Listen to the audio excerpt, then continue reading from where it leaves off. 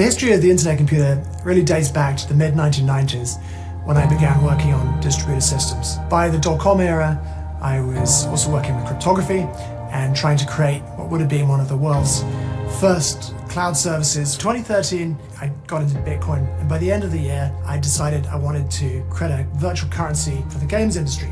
I circulated a paper in October 2014 repurposing traditional Byzantine fault-tolerant consensus math. I got involved with the early Ethereum community, and I'd seen how blockchain could do much more than just cryptocurrency, and you could in fact use a blockchain to host code and data and computation. At some point I'd heard the phrase world computer. To me, world computer, it meant an extension of the internet that you could use to build almost any system and service using smart contracts. I renamed the project Affinity, which is a shortening of decentralized infinity, and began working towards this new goal of creating a world computer. The Affinity Foundation was created in October 2016, and then it ran a big public ICO in February 2017.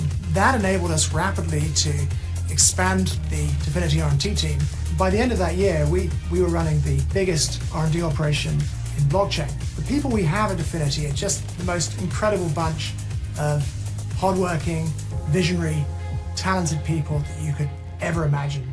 And I'm grateful every single day that I come to work. When the internet computer mainnet finally launched, it was pretty wild. As an organization, we're primarily staffed by R&D folks, as is the nature of the project even now. Meanwhile, while all this wildness was going on, we had to contribute to the network to keep it up and running. The internet computers managed to run the last 2 years without any downtime. There's been so many improvements that have been added to the internet computer in the last 2 years. There are almost too many to mention. Just recently, something called Chainkey Bitcoin went live. Internet computer nodes actually talk to Bitcoin nodes. That enables smart contracts on the internet computer to directly process Bitcoin on the Bitcoin blockchain without need for bridges. The next step is to integrate with Ethereum, which will allow smart contracts on the internet computer to process any asset on the Ethereum blockchain and call into Ethereum smart contracts. And that's a big deal, because internet computer smart contracts can serve user experiences by processing HTTP.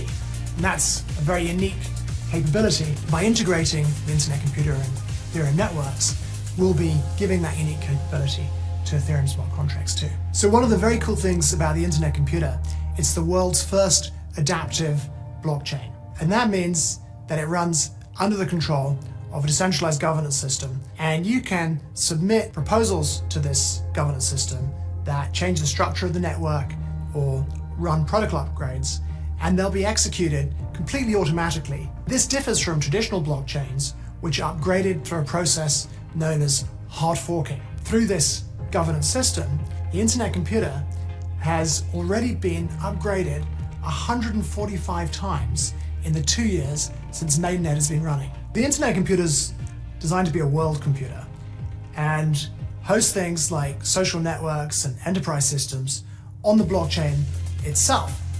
And to do that, it has to be unbounded. It has to be able to scale without limit, host any amount of data, any amount of computation, and do so very efficiently. I think one of the big surprises of the internet computer is that eventually, not only can blockchain act as a crypto cloud that replaces centralized tech, but that crypto cloud can actually be more efficient than centralized tech in the end. And of course, being green and reducing emissions of technology worldwide is a key objective. The internet computer has very fast growing and vibrant community of developers building. We've seen just about every kind of Web3 service imaginable, and now we're increasingly seeing enterprises experimenting with building tamper-proof and unstoppable systems on the internet computer that run without the need for a firewall or security team. 2 years on from launch, we really are well and truly on the road to realizing this vision of a blockchain singularity, where almost everything one day will be built on the blockchain, and the blockchain will play the role of a world computer that's the everything stack that will eventually eat centralized technology.